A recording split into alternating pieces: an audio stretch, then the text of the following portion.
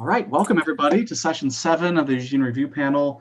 Very nice to have you all with us after a long break. It's been a week since the previous session because of the holiday. And just want to remind you sort of where we're at here. We're in this section of sort of working with principles now. Although we do have a few presenters sort of carried over from the selection by the panel. Folks that you've selected. I think this is numbers 9, 10, and 11 of the folks who you've selected. And then there will also be a few additional folks. As you remember last time, you identified if there were any sort of major gaps still missing in your information. And I just want to note really fast where we are on that. We work on them, we're working on them in order of priority as usual. So starting in order of priority, you approve Marissa's request for an economic expert to talk about the possibilities for subsidies and incentives.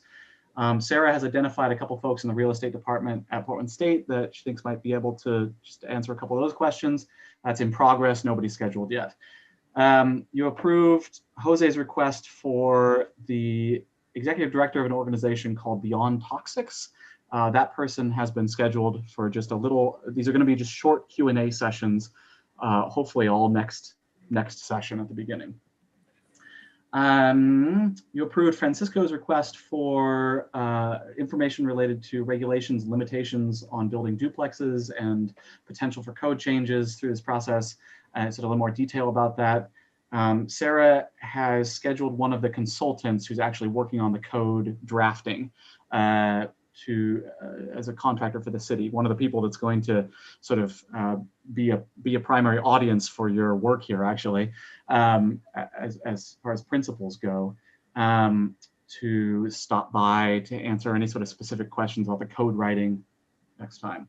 And then you also approved Robert's request about information related to who owns property, demographics of property ownership in Eugene.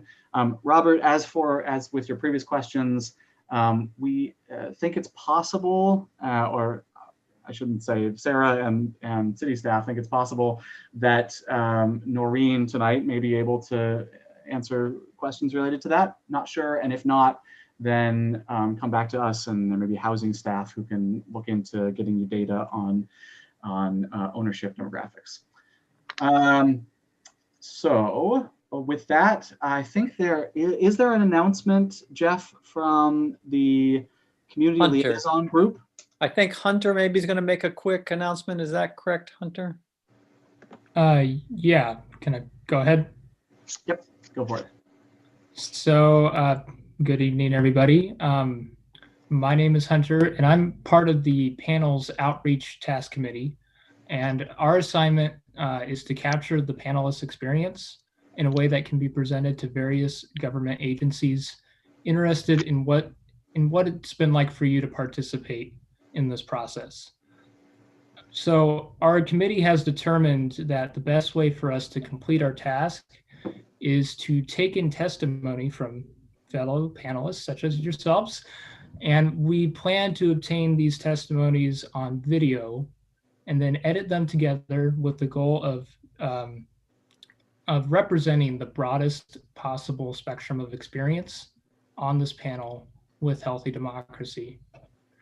So this process will take place on Saturday, December 5th, and we would like to invite any panelists who would be interested in sharing their experience on video. This will be a brief interview about your experience up to this point, and we'll be scheduling appointments at 20-minute intervals from 12:30 to 5 p.m., so immediately after Saturday's session. There will be an email sent out with all this information that I just mentioned, I believe after this evening's session. So just be on the lookout for that email. It's also going to include a Google form link, so you can put your first, second, and third time preferences. Before I end here, I just want to make it clear that participation in this process is not required. If you can't join, that's okay. It's completely optional. However, if you do choose to participate, and we really hope you will, please be advised that your testimonial will become part of the public record for the 2020-2021 Eugene Review Panel. Super. Thanks very much. Appreciate that. And as Hunter mentioned, there'll be an email going out about that. So with that, I realize I have to say one more thing, just going back to some of the comments from the previous day's end of session survey. A couple folks noted that different presenters, they thought had been given different information in terms of how they were sort of prepared to present, or not told what to present on. And indeed, nobody is told exactly what to present on. They're told the topic of the review here, but we don't want to get too far involved into, involved at all, in fact, in telling people what to present on. They have 10 minutes to say whatever they'd like. However, the only exception to that is if you had sort of attached rationales to people in terms of, we want this one person to present for X, Y, and Z reason, then we pass that along, but that's it. So if that didn't exist, then folks said, hey, show up to the panel, you have 10 minutes to present on this subject, given your background. So just a little clarification there. There's also a note in that survey that that it seemed like one of the live streams may not have been on YouTube. So whoever that was, if that's still not the case, get in touch with me separately and let's fix that. I'm not sure why that wouldn't be. So with that, let me turn it over to Alex. Thanks, Lynn. So we have our last full session of expert presenters that you all have called to be with us tonight. Very exciting. So we're going to do things a little bit differently tonight, just because one of our presenters has a scheduling conflict. So to make this really fair for everybody, we're going to switch up our format just a tiny bit. We're still going to have 10 minutes per presenter. And presenters, what I do is let you know when you've hit 9 minutes, and I will tell you that you have 1 minute left. And then at 10 minutes, you'll hear my alarm go off and we'll just ask you to wrap up your sentence. And then this time for panelists, after each person has presented, we'll do about 7 or 8 minutes of questions, Q&A period, just with that one person to accommodate folks' scheduling needs tonight. So, and because Noreen needs to leave us a little bit early, we're going to start off with Noreen Durrells with United Way. So Noreen, you have the floor. Well, thank you. Thank you, first of all, for inviting me to attend. I'm really intrigued by this process and just think there's lots of different applications for this. So I do have a few slides. My intention was to talk with you about the ALICE report and that data and what that means in the financial stability of folks who live in Lane County. So I'm going to share my screen in the hopes that you will be able to see my presentation. Okay, can you see it? Not yet. Oh, okay. Oh boy. Let's see. Amanda or another tech person, are you available to help Noreen here? And Noreen, do you see down at the bottom of your Zoom screen window, there should be a green button that has an arrow and says share screen. Can you click on that? And then it should pop up with an window of some options. Yeah, I was doing the share, sorry. Share, okay, here we go. Doesn't look like it. Oh, perfect.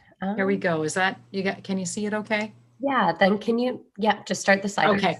Good, great. I'll dispense with all of this. I am the executive director of United Way of Lane County.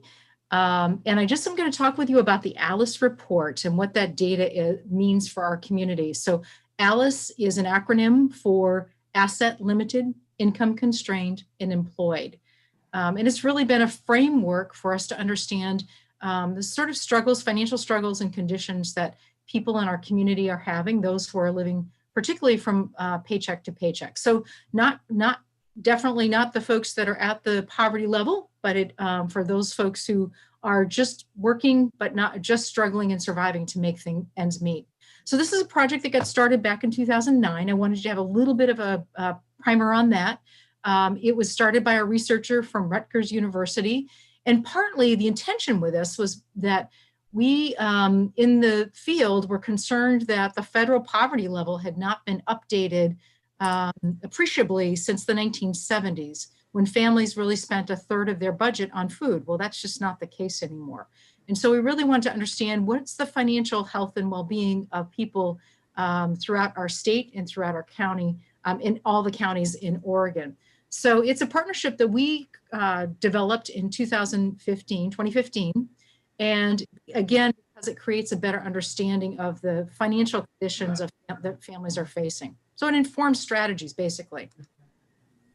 So here are some of the ways, here's some of the data sources that are capturing the information. So HUD data is used to really get a sense of what the housing, the costs are per state and per county. Childcare happens to be the second most significant expense for a family who have children. So you can sort of see what the various types of data sources are.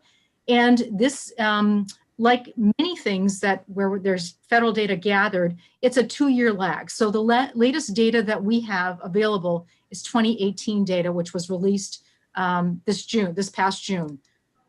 So I'm not sure, and I'm hopeful that you can see this. It's quite small, so I apologize for that. I was having some struggles with putting it together. But you can see housing, of course, is the most significant cost for a family, individual or family budget. And this is what they call a survival budget. And so in 2018, obviously, this is all of the county. It's not just Eugene. Eugene has the highest costs on every level, on every budget, household budget item. But this is an aggregate, or actually an average of the costs across the county. So if you're in Oak Ridge, the average cost of housing might be X, and then here in Eugene, it's Y, and you put them together and you've got an average for your expenses. So these are the basic areas of a family budget or individual budget. And you can see at the bottom, and again, remember, this is survival. So the hourly wage that someone would have to make, or annual wage would have to be $24,000 to survive in sort of this, in this framework. And you can kind of see it talks about adults, single adults, two adults with school-age children, 2 adults with 2 children in childcare, and so on and so forth. And remember, this is survival. This is a lot of what folks are experiencing in our community. So this next budget is what we call a stability budget. And you'll notice something different in this one compared to the one previous. And I'm happy to share these slides, and folks, hopefully, if you want more information, I have a lot more data that I could share. But you can see, again, housing for a single adult in Lane County is $909. And again, that's an average across the county. And you can see each of these items and what the expenses. Now, what's different in the stability budget is that there's a savings line item. And I think that's pretty significant. So if there are family emergencies, if there's a healthcare issue that comes up and you need to pay a copay, or you need to, you have a deductible, theoretically, the idea is that you have a savings that will help you for 3 months of your family budget. So that you can see at the bottom, for an individual, to a stability budget in Lane County, and specifically the Eugene Springfield area, would be about $50,000. So that's sort of for one person. When you start to look at 2 adults, and then you look at 2 adults with school-age children, a stability budget, which is what we're all striving for, is close to $120,000. And again, that's whether that's 2 incomes, 2 adults with incomes, or 1 adult who would have would be making that kind of an income. So those are pretty critical. And again, remember, this is 2018. We know that the cost of housing, the cost of everything, childcare, food, all of those budgetary items have all increased significantly. And so, the impact on our community, and again, looking at this, the the 2018 data, again, which we know is understated, but we don't have the most current data. We won't have the 2020 data until 2022, the spring of 2022, just because, again, a lot of the sources are federal sources, and it's a 2-year lag for the research and the data to be collected. So in Lane County in 2018, 45% of Lane County households are what they call asset limited. And again, you start to look at who's employed in our county. What we don't have, quite frankly, is we don't have this narrowed down to right down to the city. So we don't have data specifically for just Eugene. We have the county data. But you can certainly start to, we can start to peel some of this apart, start looking at, we know the cost of living in Eugene is more expensive than, say, Veneta or Florence or wherever in the county.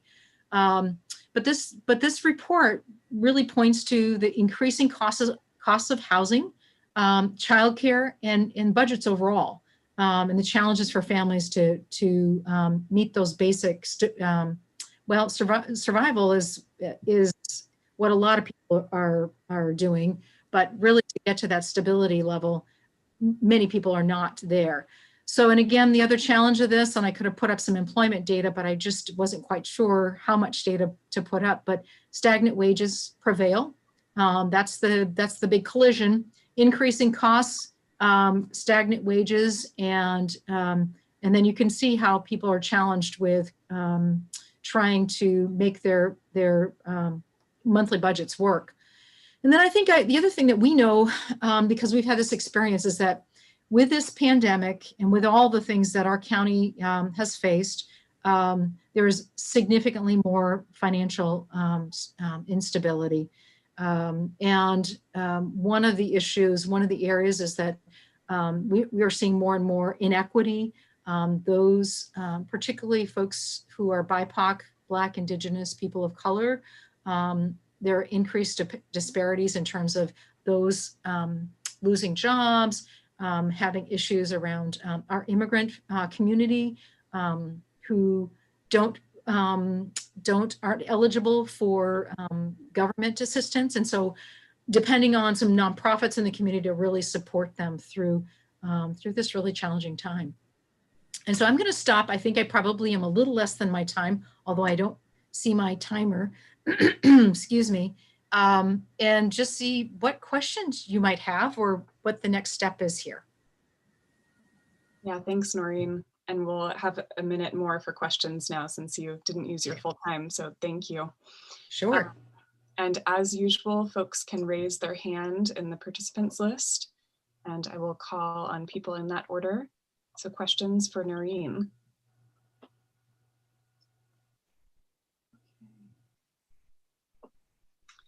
Robert, go ahead. Actually, Noreen. Good evening, Noreen. Thank you for joining us tonight. My question is, well, two points actually on the question. One, could you clarify, under housing, do you have that as mortgage payments and rent or not? And the second one, which is near and dear to my heart, as a lot of people here know, is do you have any data on or statistics on ownership by, say, individual, family, corporations, developers, and such?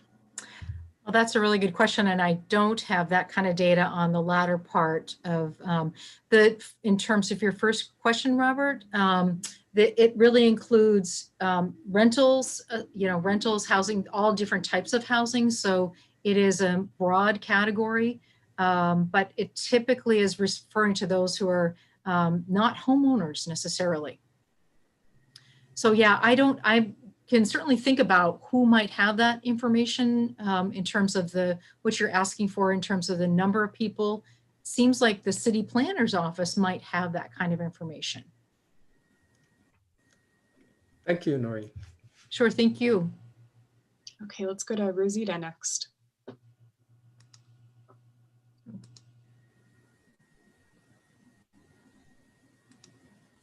Rosita, I think you might be on mute.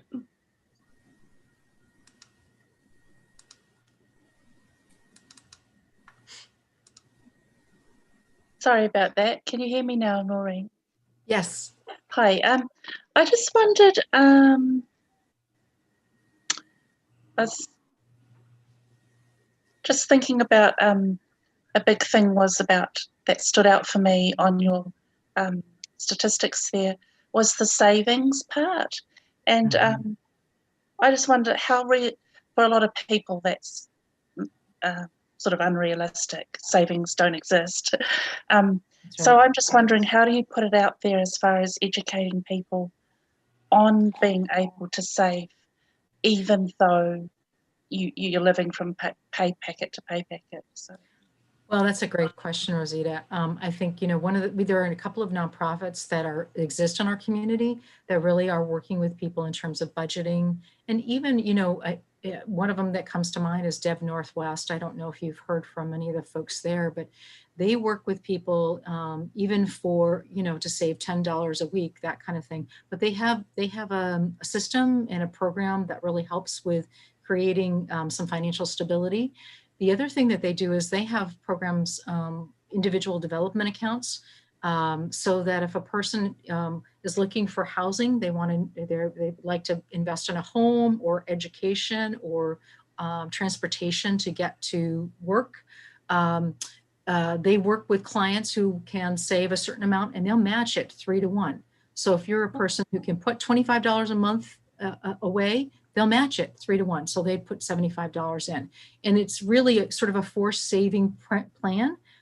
We've known many people who have been really successful. In fact, one of the women that I work with, one of my colleagues, her son and his spouse were able to purchase their first home through this process, working with what formerly used to be called NEDCO, is now called Dev Northwest. So that's one of the organizations that is doing that kind of a program that really works with people who are struggling, who are trying to figure out how can they create an asset. And a home, there's nothing better than a home in terms of creating that sort of financial stability and asset. So thank you for that question. Yeah, thank you. And so how I've just learned about that now, but that matching it 3 to 1, it sounds awesome. How can people find out about that? Is it something that a realtor can tell you about, or someone renting out their home? Boy, I don't know that if they work with realtors, and there are a couple of agencies that do that individual development account. It's an IDA. But what I'm happy to do is to follow up and send contact information to some of the staff. So you can, as a group, have that access to that information. Mm-hmm. Thank you. And one more quick thing was Sure. Sorry? Sorry, we have 2 minutes left, and I think I'd like to move to a couple other hands. I apologize. No, not at all. We're on tight timing again tonight, so let's go to Kenzie. Okay, so my question is a little bit, we're working to create the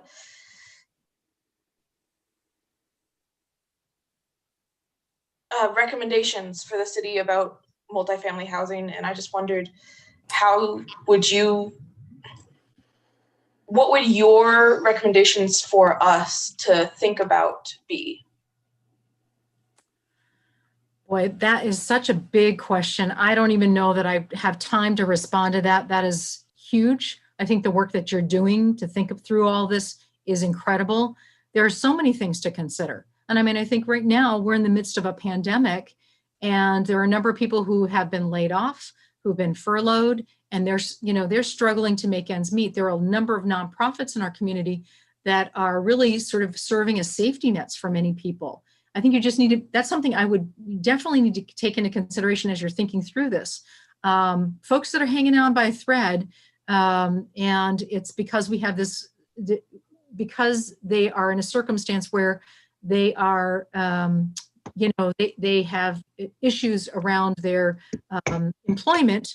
And so, again, nonprofits and the government are really supporting them through some of this particular turmoil.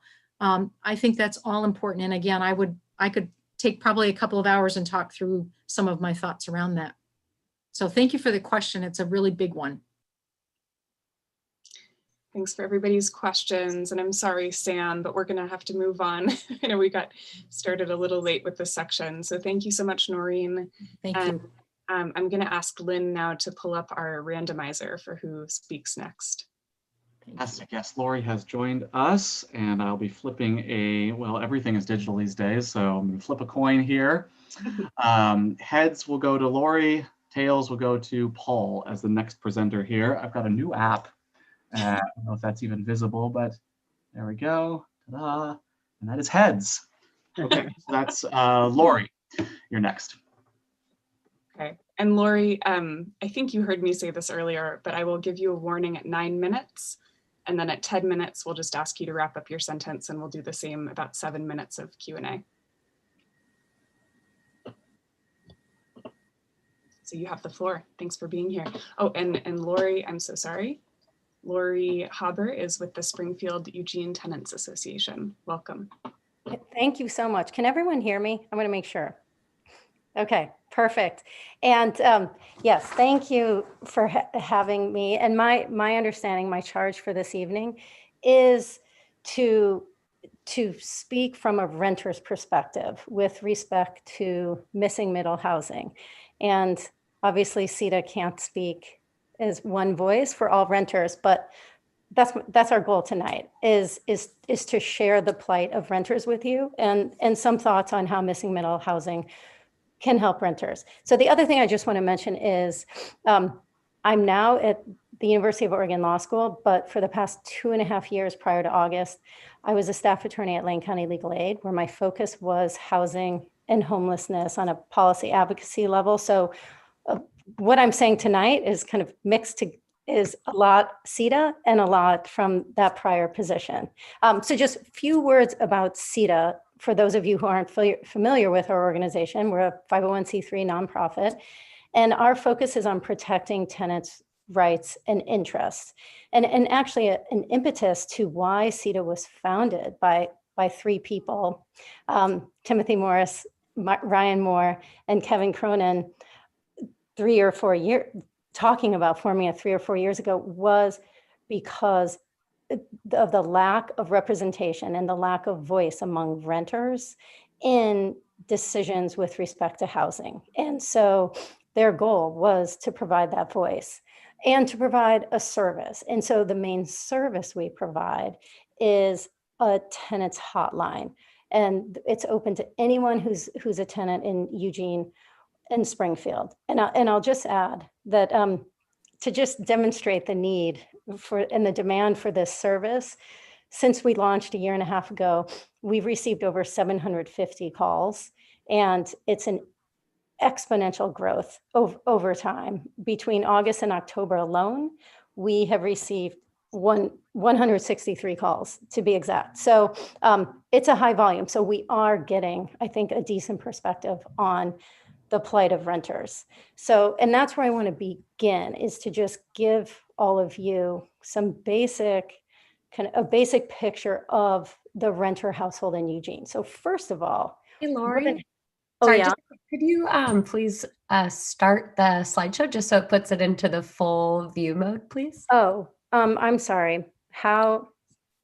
Where do I hit? Yeah, right under slideshow. Play from start or current slide. So just on that one that you clicked. Oh, I see. Yeah. Perfect. Thanks so much. Oh, okay. And then, sorry, I need to move. Okay, this is my first time to present slides on Zoom, so I'm a little dicey. So half of all households are renters. And as you can see, and this connects to what Noreen just shared, but more than half of all renters are cost burden, which means they're spending more than 30% of their income on housing costs. A few other points that are notable is you see the significant number of renters who are at 80% or below area median income. And basically, 90% are of those renters are cost burden, and half of those are spending more than 50% of their income on rent. So I would say, this paints a rather bleak picture, and this is all pre-pandemic. And as Noreen mentioned, the impacts on COVID have disproportionately affected lower income households because the wage earners at lower income levels have been disproportionately the ones laid off. And so the picture has become even more desperate, I would say. And so we're talking about thousands of financially constrained, constrained households. And so now just moving on to a few demographics, a few demographics about CETA callers. Just the first is kind of speaks for itself. I think it's notable that if you add the green and the blue, 87% of our callers are below 200% of the federal poverty level, which for those of you who think more in AMI, that translates to just a little under 60% of AMI. And then looking at the, next slide. This just is, my attempt with this is to give all of you a snapshot to see kind of who are renters in Eugene. And I won't read to you. Hopefully this slide is self-explanatory. One thing that's notable is only 14% of our callers are on any kind of housing assistance. So the vast majority of our callers, even though of course I just showed how most of our callers are relatively low income, the vast majority do not have any housing assistance. They are completely dependent on the private market, which I'll show in a minute how that is problematic right now with such a shortage on rental opportunities. And so, the other thing I just wanted to point out is as you can see, a huge number of our callers are from Eugene. And so what does this mean is renters have very little choice about where they can live and the types of housing they can access. And what this means and what we hear both from callers and what I heard at Legal Aid is people are forced to live in less desirable locations, and they're forced to live in places that are in disrepair, less habitable, yet because of the fear of getting evicted and because there's nowhere else to go and because options are so limited, given our housing shortage, that landlords have all the power and people just accept habitability violations. I can't tell you all the people who have said, no way am I doing anything about it. I can't risk getting evicted. And so because there are so few options, this really creates downward pressure at every income level, where higher income people are occupying housing that in a less constrained market would go to someone at a lower income level. So it just exacerbates the problem.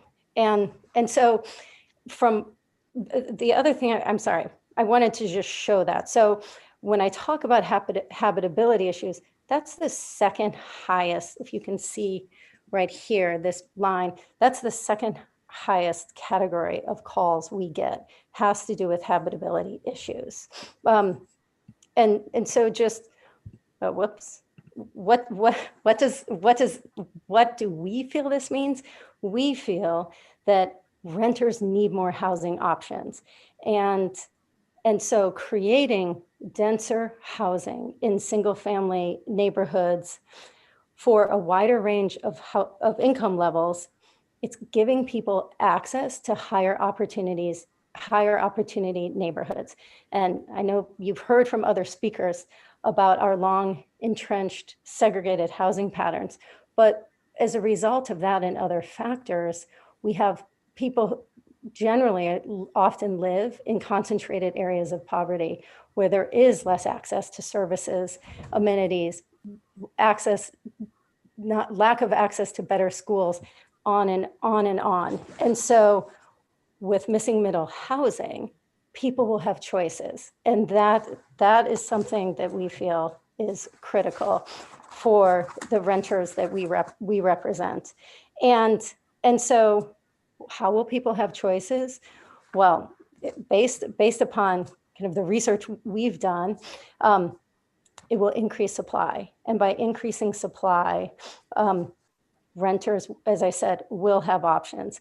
And I would say from kind of roles I've had at a national level, there's a lot of scholarship around the country that shows the relationship between supply and overall affordability for You have low and 1 moderate. minute left, Lori. Oh gosh. Okay. So the other, I guess I also just want to add, there's also ways to do an evaluation and reduce the risk of displacement, because that is obviously a big concern we have. And I'm happy to share more, but I would say I think there's excellent data in the Portland's residential infill project on the information about affordability and protecting vulnerable populations. So that's a resource I urge all of you to read. And I'm have this quote up here as I close, to think about the consequences of single family zoning, the historical consequences that continue today. So I urge all of you to think about the protections that can be put into place to ensure affordability with missing middle housing, because that's even encouraged within the statute. And when I say within House Bill 2001. That's time. So wrap up your sentence. Thank you. Okay, thank you. You can wrap up your sentence if you were in the middle of something. Sorry. Well, I encourage thinking about incentives and protections to actually create housing and not just legislation that allows for it. Thanks so much, Lori. All right, we've got 6 minutes for questions now. So start raising your blue hands there. We can move back into gallery view here. All right, Jose has a question. You have the floor. Thank you for your presentation. I'm wondering, we are allowed to request additional research materials for us to read. And if there is a very accessible, non-jargon reading that you could send to us as the panelists on the relationship between supply and overall affordability, that would be a great resource that you could provide us with. Sure, I'd be happy to do that. And it might take me a few days to pull together, because a lot of what I have, I was the editor-in-chief of the American Bar Association Journal on Affordable Housing. And so a lot of what I have are pieces in journal volumes that I have in print. So I need to work on tracking down, I need digital copies to send, but yes, I'm happy to do that. And if it's something that, again, accessible to individuals who at a range of educational levels, so that it's not just an academic piece. Yes, I'll screen the overly lawyered pieces. Thank you. Great, so we'll be in touch with Lori to make sure that information gets into the full panel process. I'll talk with Lynn about that. All right, other hands. I see Shauna. Hey, yeah, so I had kind of a two-part question. So I noticed in your presentation, you talked about accessibility and habitability. So can you talk about the relationship between habitability and accessibility? And then what challenges do disabled populations face specifically in Eugene? And what can we do to better consider those populations? Sure. So if renters had more options, they wouldn't, this is kind of coming from both legal aid and CEDA's perspective. If renters had more options and they weren't so vulnerable to losing their only housing, they wouldn't have to put up with habitability issues. I can tell you at legal aid, we saw a drop in the numbers that came to us over these kinds of issues out of fear. And we also heard that over and over in community presentations. And so that's the issue, is there aren't choices right now. So people are stuck in less desirable living situations. And that we're not talking just at 30% AMI, we're talking at somewhat higher income levels as well. Does that I guess- answer? Are there any kinds of like resources, or like, is there any kind of legal protection for those people? Well, there are, Or I mean, like, better resources that like, I mean, because I grew up with a disabled person, and I mean, we ran into a ton of challenges, and I just know that there aren't a lot of community resources out there. There's not a lot of like, you know, I mean, there are some resources as to what you can do to repair maybe your house if you own your own house, or things that you can do to modify your houses. But that's a lot of the times something that you have to do on your own. So I was Right. just wondering maybe if there were, I don't know. well, so, there's an organization called Disability Rights of Oregon, and they're a great resource for people with disabilities to seek accommodations from their landlords. And there's another great resource for education and assistance is the Fair Housing Council of Oregon, which hopefully, hopefully this group will be able to connect with Alan Lazo, their executive director, because he's the authority on so many things related to lower income vulnerable populations and housing. But so I guess that's my answer. I mean, and certainly that's one of the services that CETA provides through its hotline, is to share information about what people's rights are with who have disabilities, and to help them. We're not their lawyers as CETA, but we can give them resources for them to seek accommodations. And then certainly through legal aid and other legal resources. Yeah, thank you so much. Great.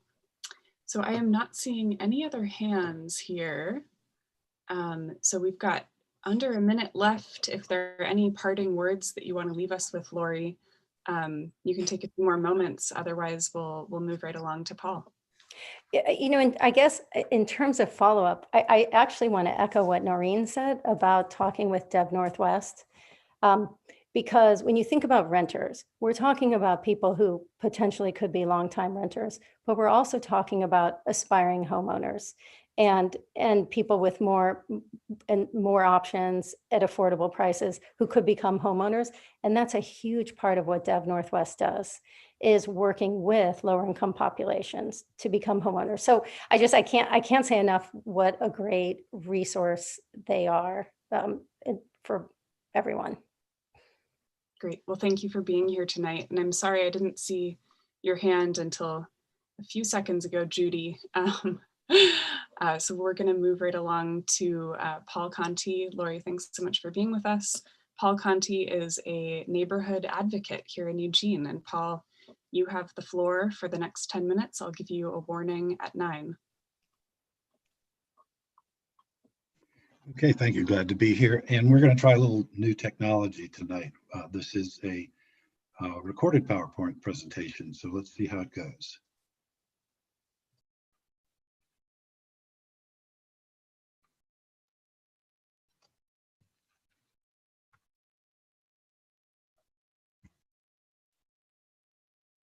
Paul Conti, and this evening I'm hoping to provide you a different perspective on the implications of upzoning large swaths of Eugene to conform with House Bill 2001.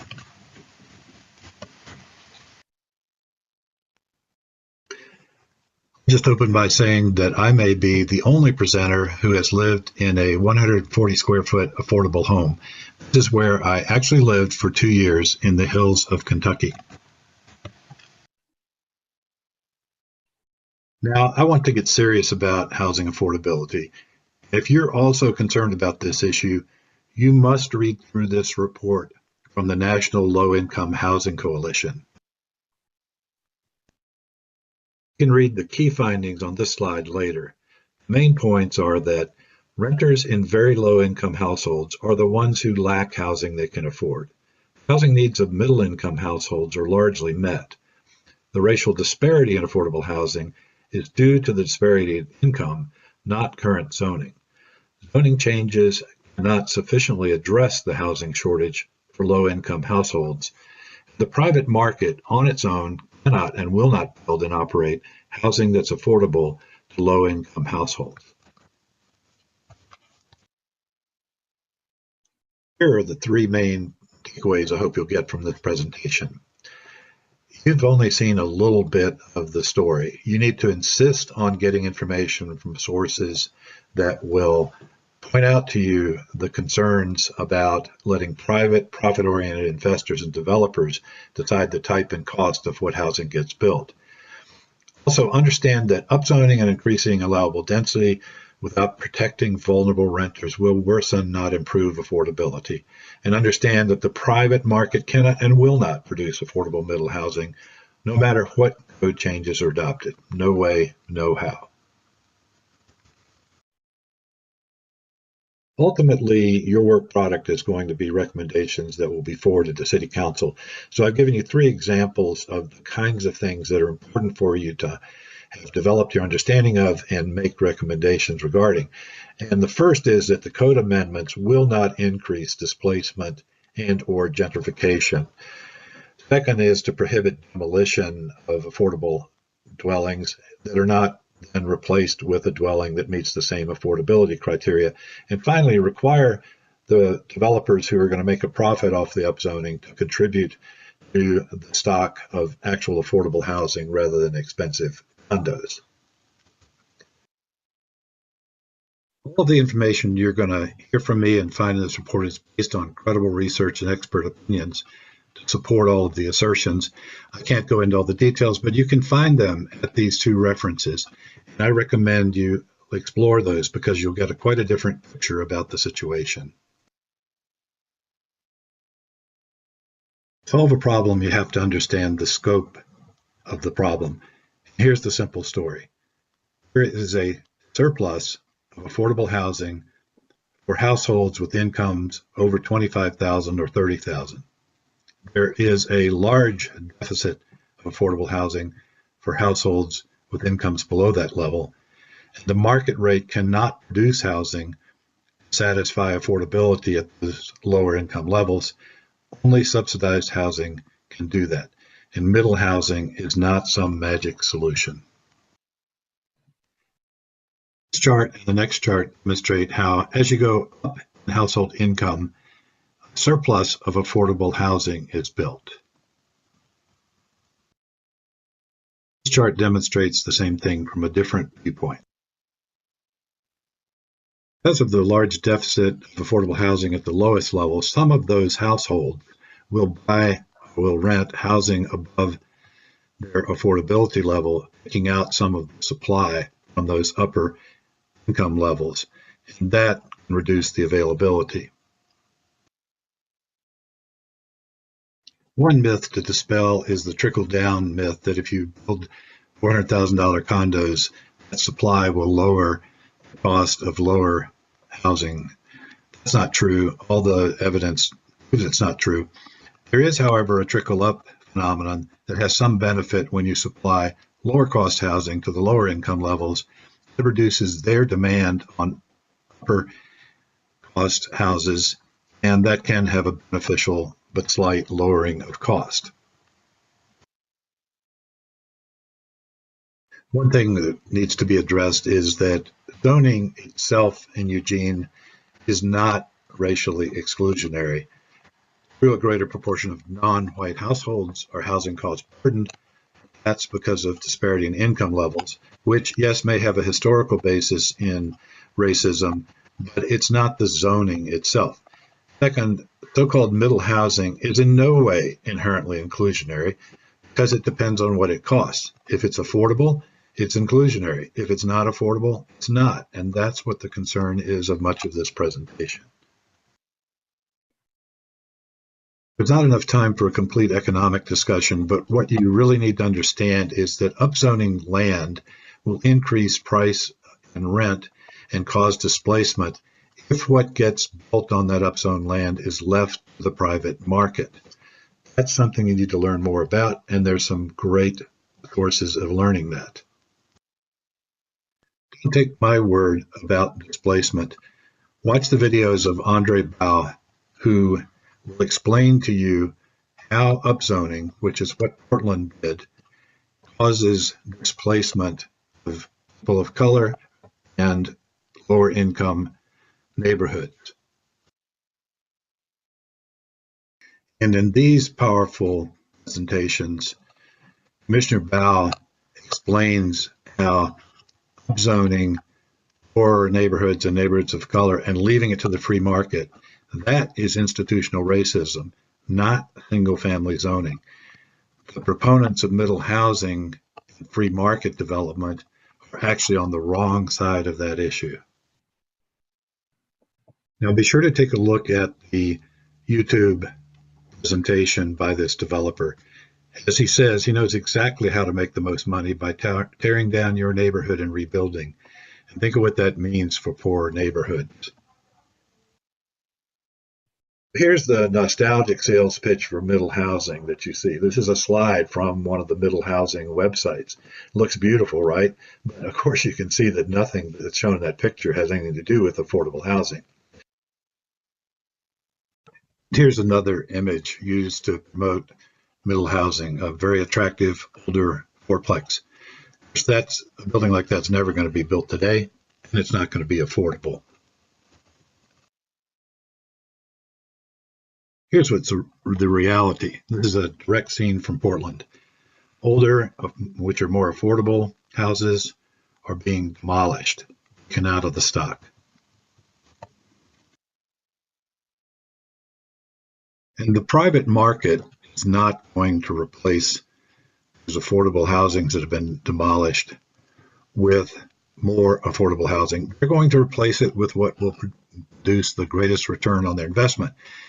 Typically, it's something like these $400,000 condos or equivalent rentals. So think about how insulting this is to the low-income families that have to move because their affordable dwellings were demolished. And they're supposed to be thrilled because now there is choice. There's no choice for them, of course, because they can't afford it. So think about that when you think about what you're going to recommend. The emphasis needs to be on protecting these low-income households. And Paul, that's a minute left. Now, I hope you'll burn this fact into your brain. HB 2001 upzoning of single-family neighborhoods without protecting against displacement and gentrification is racially and economically inequitable and elitist. This is not a question of NIMBYism. This is a question of following the evidence to make sure that we are not harming the most vulnerable of our households who are in that low income level.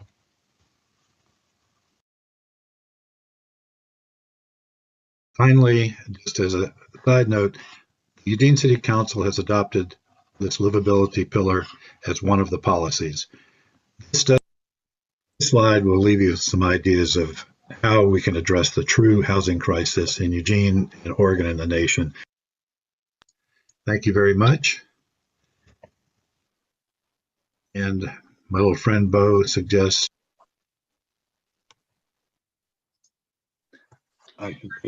time. Thanks, Paul. My little friend Bo is going to suggest there are more slides there to learn more. So sorry he didn't get to finish his statement. Thanks for keeping it to 10 minutes. We appreciate that. Okay, so we're going to give you the same amount of question time as the other speakers tonight. So we'll wrap this up at 7:07. And I see that Rosita has her hand up. Rosita, go ahead. And I think you might be on mute.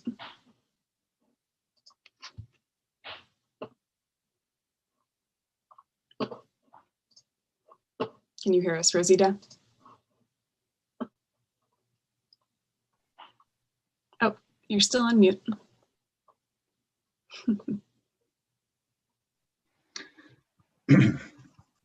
Okay. There you go. Paul, you've really, where I come from, we call thrown a spanner in the works. You've kind of, everything that we've been learning up until this point from other speakers, you've kind of said, no, that's not the way. So I'm highly confused. And just one little thing I wanted to say, I don't think you've got it, this is my personal opinion, but I don't think you've got it right about discrimination and people being racially discriminated against. There is definitely a black dividing line there between that and low-level income. They're two separate things. They can't be interchanged. And unless you've been racially discriminated against, you wouldn't understand that. So, No, if I can jump in, I did not say that there was not racial discrimination. What I said is that the zoning, and there's obviously racial discrimination up and down the line on lots of different things. What I'm saying is the zoning itself, changing the zoning to allow more middle housing is a fool's errand, because it's not the zoning that's the racially discriminatory housing factor. It's the economics of it. And yes, that is racially out of balance, but changing the zoning, as I pointed out, if you don't protect these vulnerable communities, is going to make the discrimination worse. I see. Let's Okay, thank you for that clarification. Let's move to Vicky. My question was, the low income, the housing that was being torn down in Portland doesn't really play in Eugene, because I live in Felony Flats, which is the worst neighborhood in Eugene. No developer is going to come in here and tear down our buildings and build a fourplex on my property. So I think that, Paul, how is that? How do you see that affecting Eugene? That is really a good question, and it's one that I'll just give you the short answer, but I would love at some point to explain the economics here. So doing the blanket upzoning without protection doesn't mean every neighborhood is ruined. You want to know the target, the first thing that's on their target is the area between, I'm very familiar with Felony Flats, by the way, I live near there. The very first area that's going to be hit is going to be between Willamette and Amazon, where there are those old 50s houses that are in a highly desirable area, but the house is not very valuable, whereas the property is. That's where it'll hit. You're absolutely right. They're not going to come down and tear down Felony Flats. But if you look around Whitaker, you'll find other areas that are very vulnerable. So it's all about finding a place that has high value of the land because of amenities and low value of the house. And a lot of those are where there's affordable housing. And that's the experience in Portland. All of Northwest Portland was basically rezoned, and you saw a huge displacement of BIPOC and low-income residents. And contrary to the previous speaker, RIP in Portland is not a good example, as you'll see from the videos that I linked. It's a horrifically racist kind of enterprise. Thank you. All right, let's go to Donovan. Hey, Paul, can you explain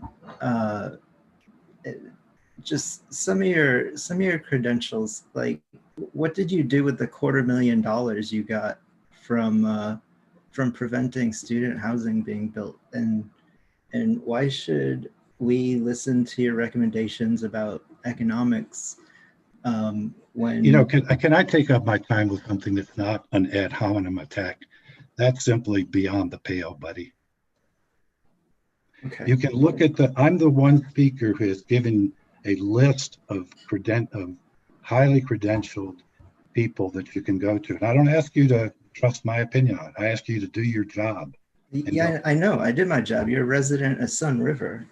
So, and you're. Could you cut him off, please? I'm not going to tolerate somebody making ad hominem attacks that are completely off the subject. So Donovan, is there a way that you might rephrase the question to Paul, or what would you like to do with your time here?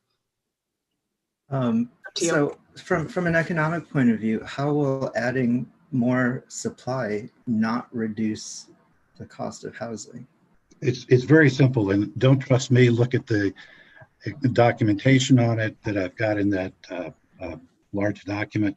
The problem is that housing is not like soybeans and gasoline.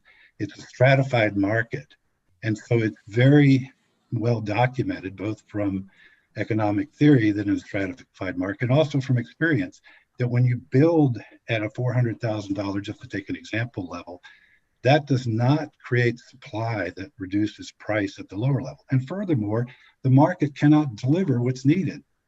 The housing crisis is with households that can't afford anything the market can build, and the market doesn't want to build it. So it's just the complete diversion to be talking about the zoning and middle housing. What we really should be focusing on is subsidies, first rent assistance, all of the things that I think that CETA does to make sure that people are treated fairly.